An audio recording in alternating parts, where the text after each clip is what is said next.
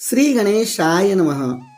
श्रीमद्भागवत महापुराणम प्रथम स्कंध अथ प्रथमोध्याय।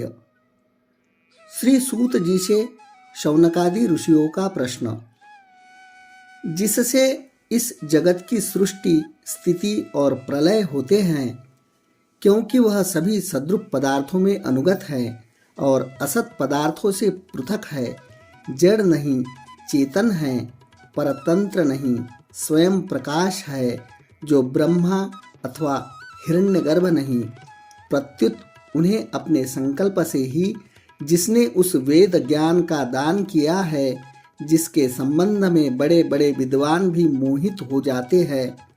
जैसे तेजोमय सूर्य रश्मियों में जल में स्थल का और स्थल में जल का भ्रम होता है, वैसे ही जिसमें यह त्रिगुणमयी जागृत स्वप्न सुषुप्ति रूपा सृष्टि मिथ्या होने पर भी अधिष्ठान सत्ता से सत्यवत प्रतीत हो रही है, उस अपनी स्वयं प्रकाश ज्योति से सर्वदा और सर्वथा माया और माया कार्य से पूर्णतः मुक्त रहने वाले परम सत्य रूप परमात्मा का हम ध्यान करते हैं।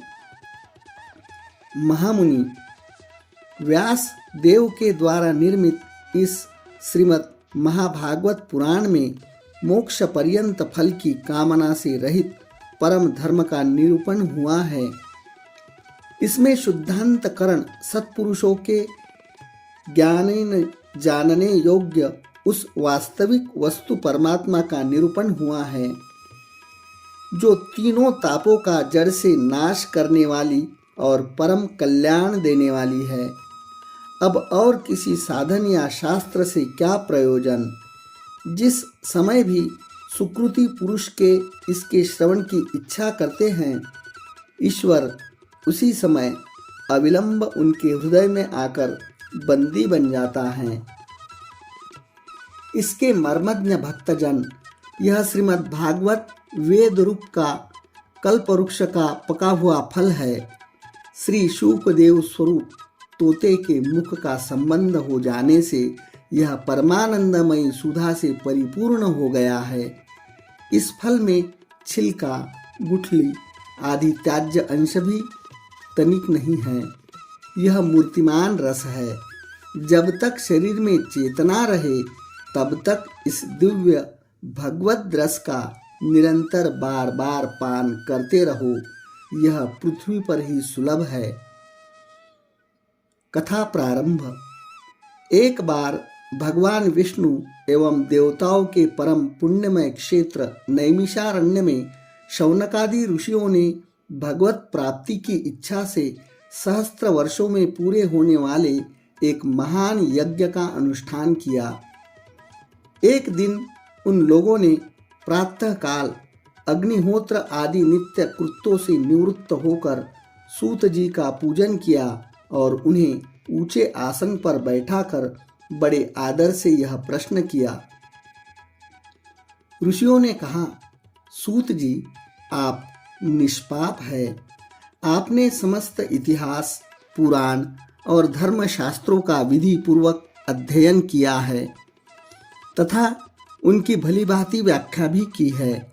वेद वेत्ताओं में श्रेष्ठ भगवान नारायण ने एवं भगवान के सगुण निर्गुण रूप को जानने वाले दूसरे मुनियों ने जो कुछ जाना है, उन्हें जिन विषयों का ज्ञान है, वह सब आप वास्तविक रूप में जानते हैं।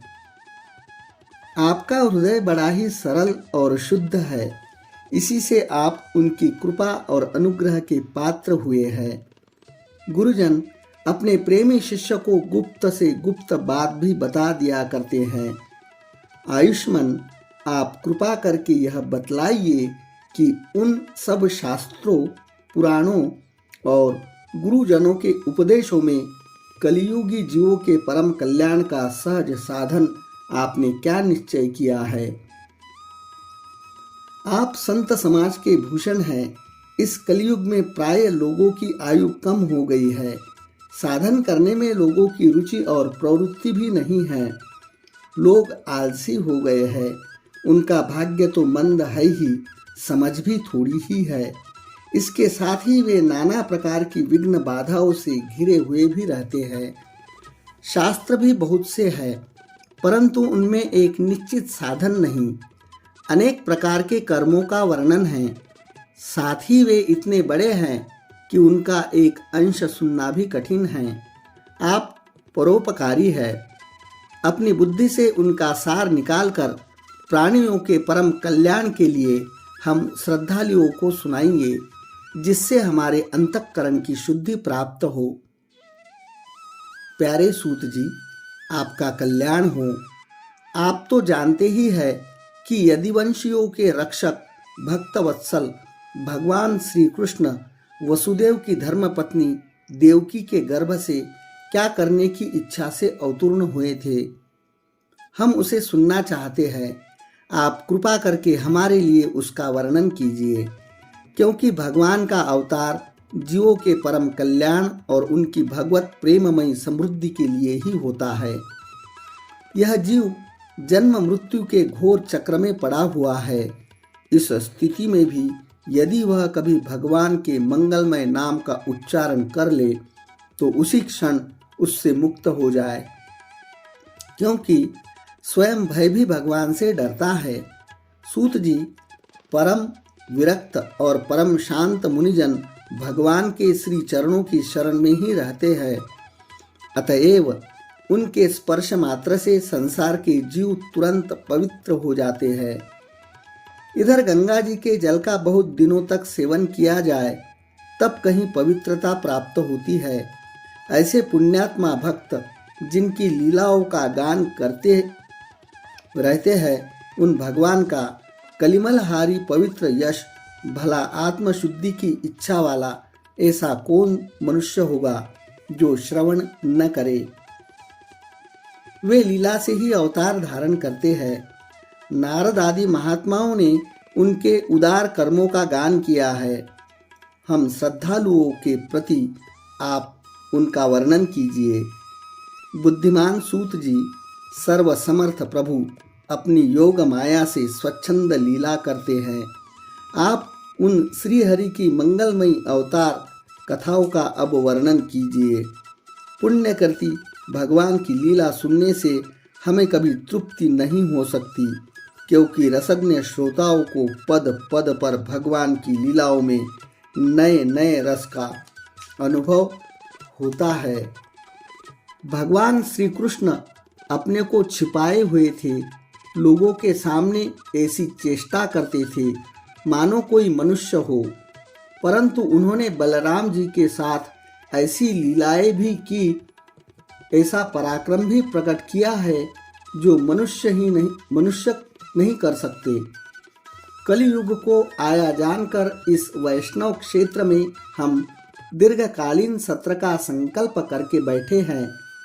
श्री हरि की कथा सुनने के लिए हमें अवकाश प्राप्त है। यह कलियुग अंतःकरण की पवित्रता और शक्ति का नाश करने वाला है। इससे पार जाना कठिन है।